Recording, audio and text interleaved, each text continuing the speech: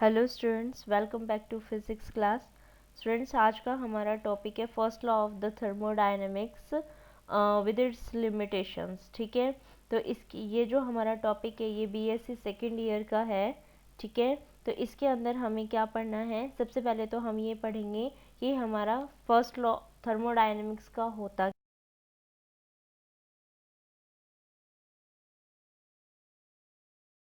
सबसे पहले तो ये पढ़ेंगे और उसके बाद ये देखेंगे कि इसकी लिमिटेशंस हमारी क्या क्या आती हैं। ठीक है, तो सबसे पहले चलते हैं हमारा देखने कि first law of the thermodynamics क्या है। ठीक है, first law of the thermodynamics ये है स्टूडेंट्स आपका कि जब भी आप किसी भी बॉडी के ऊपर क्या कर रहे हो, कुछ भी वर्क डन कर रहे हो, ठीक है, तो उसके इक्विवेलेंट क्या हो जाएगा, आपका हीट वहाँ पे क्या हो जाएगा, प्रोड्यूस हो जाएगा।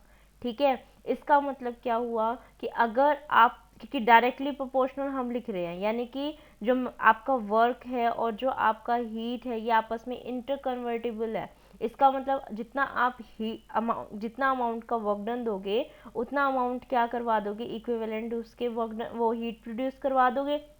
जितना अमाउंट का हीट दोगे उतने अमाउंट का क्या, उतने उसके इक्विवेलेंट क्या कर देगा, वो वहाँ पे वर्क डन प्रोड्यूस कर देगा।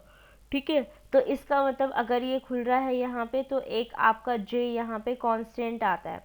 अब ये क्यों कांस्टेंट आया है ये अभी आपको पता चलेगा, क्योंकि ये जो दिया था आपका लॉ वो doctor joule and count Rumford ने दिया था। ठीक है, तो ये जो आप यहाँ पे प्रोपोर्शनलिटी साइन हटाते हो तो ये जो जे आया है वो इसी की वजह से ही आया है जे। ठीक है, तो आप इसके अंदर बोलोगे कि ये क्या है आपका, कि क्यू तो आपको पता है क्या है, amount of heat produced on the conversion of W units of mechanical energy, जहाँ पे जे क्या है आपका एक कांस्टेंट है जिसको हम बोलते हैं Joule's mechanical equivalent of heat.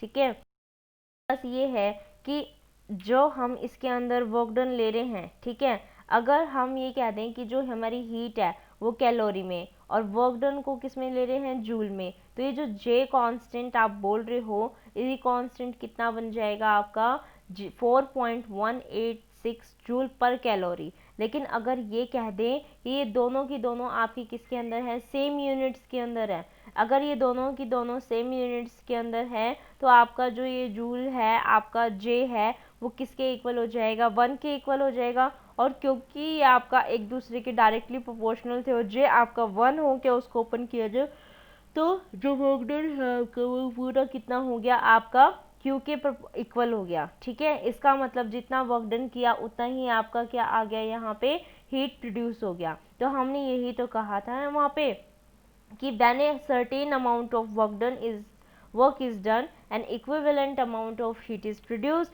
and when certain amount of heat is absorbed, an equivalent amount of work is done. ठीक है, तो हमने यही स्टार्टिंग में बोला था। ठीक है, तो ये हमारे पास क्या हो गया, हमारा first law of thermodynamics. I hope आपको क्लियर है। ठीक है, तो हमने कहता है यहाँ पे कि जो क्लॉसेस है, ठीक है, उसने ये कहा कि जो पूरा का पूरा आपका हीट है, क्योंकि हम ये कह रहे हैं जितना हीट उसने एब्जॉर्ब किया है वो सारा का सारा किसके अंदर कन्वर्ट हो गया, वर्क डन के अंदर कन्वर्ट हो गया। लेकिन ये कहता है ऐसा नहीं होता, कुछ ना कुछ वहाँ पे उसकी इंटरनल एनर्जी भी आ जाती है वहाँ पे। ठीक है, तो उसने क्या किया, उस पूरे उसको एक इंटरनल जो डिफरेंशियल फॉर्म है उसके अंदर रखा। ठीक है, तो वो जो डिफरेंशियल फॉर्म इसके अंदर आती है वो ये आती है d Q is equal to d U plus में डी डब्ल्यू, यानी कि हमारे पास जो स्मॉल आपका एनर्जी आप उसको हीट दे रहे हो, एब्जॉर्ब वो कर रहा है, और वहाँ पे क्या हो रहा है, कुछ ना कुछ जो सिस्टम है उसकी इंटरनल एनर्जी जो है उसमें चेंज आता है, तो उसको या तो इंक्रीज कर रहा है, जैसा भी हो रहा है चेंज आ रहा है, उसके लिए हमने उसको डी यू लगाया, और जितना वर्क डन उसने इतनी हीट एब्जॉर्ब करने के बाद किया उसके कॉरस्पॉन्डिंग हमारे पास यहाँ पे डी डब्ल्यू आ गया। ठीक है, तो हमारे पास डी क्यू किसके इक्वल हो गया, डी यू प्लस में।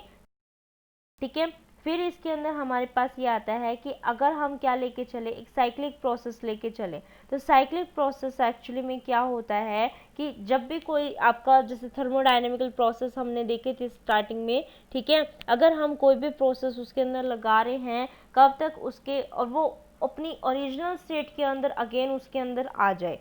ठीक है, तो उसको बोलते हैं साइक्लिक प्रोसेस। लेकिन ये कहता है कि अगर वो देख रहे हैं तो हमारे पास जो एनर्जी है, इंटरनल एनर्जी, कहता है उसमें अगर हमारे पास चेंज आता है और उसको किस में लेके चले, साइक्लिक प्रोसेस में, तो ये कहते चेंज उसके अंदर कुछ आएगा ही नहीं, वो जो क्या होती है आपकी ज़ीरो हो जाएगी। ठीक है, तो ये कहता है इसका मतलब ये जीरो है, तो इसका मतलब क्या हो जाएगा, d U is equal to zero. अभी कहता है जो आपने इक्वेशन ली थी वो तो वो ली थी ना, d Q is equal to d U plus में डी डब्ल्यू, तो ये कहता है कि यहाँ से ये क्या हो गया आपका जीरो हो गया वैसे तो अगर इसको इंटीग्रेट कर देंगे तो यहाँ से क्यू आ जाएगा और यहाँ से डब्ल्यू आ जाएगा, तो यानी कि क्यू इज इक्वल टू आपका डब्ल्यू हो गया। और आपने स्टार्टिंग में क्या होता है आपका फर्स्ट लॉ के इक्वल होता है।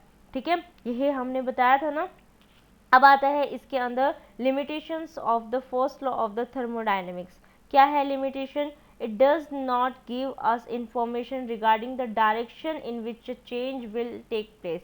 ये नहीं, क्योंकि ये सिर्फ ये कह रहा है कि जितनी आप अमाउंट की हीट दोगे ना उतना इक्विवेलेंट ये वर्क डन कर देगा, लेकिन जो चेंज इसके अंदर आता है वो हमारे पास किस डायरेक्शन के अंदर आ रहा है, ये ऐसे तो कोई चीज़ ये बता ही नहीं रहा। सेकेंड ये कहता है it does not tell us the quantum of energy which will change from one form of another. कहते हैं कितने अमाउंट की एनर्जी आपकी एक फॉर्म से दूसरे उसमें चेंज हो रही है ना, उसके रिगार्डिंग ये कुछ बताता है, बस जस्ट इतना बता रहा है इतना लिया और वर्क डन करवा दिया। अरे उसके बीच में भी कुछ एनर्जी का चेंजमेंट होता होगा, कुछ तो होता होगा, इसने इसके बारे में कोई भी इंफॉर्मेशन नहीं दी है। ठीक है, तो ये आपका क्या हो गया, ये दो इसकी लिमिटेशंस हैं। पहली लिमिटेशन तो ये हो गई कि ये कुछ भी नहीं बताता हमारे किसकी डायरेक्शन के उसमें कि चेंज किस डायरेक्शन के अंदर हो रहा है। सेकेंडली कि ये किसी जो फॉर्म ऑफ एनर्जी के अंदर आपकी चेंजमेंट आ रहा है ना ही उसको बताता है। उसके बाद हमारे पास इसके अंदर, अब इसको समझने के लिए एक एग्जांपल ले रही हूँ। When two bodies A and B exchange heat, the first law does not tell us in which direction the heat will flow. ये नहीं बताता, हमने यही तो बताया था कि ये नहीं बता रहा है। ठीक है, it tell us only that heat energy lost by the one body will equal to the heat energy gain by the another body. उसने काम करवा दिया, हमें पता चल गया उसने हीट ले लिया और अपना काम कर दिया है। Only experience tell us that the heat flows from the hotter body to the colder body. और इसने क्या किया, जैसे हीट ट्रांस, जैसे कोई भी आपका चाय है, चाय आपकी गर्म थी, उसको किसी, जैसे आपका स्लैब है या फिर कोई भी आपकी टेबल है उसके ऊपर रख दिया।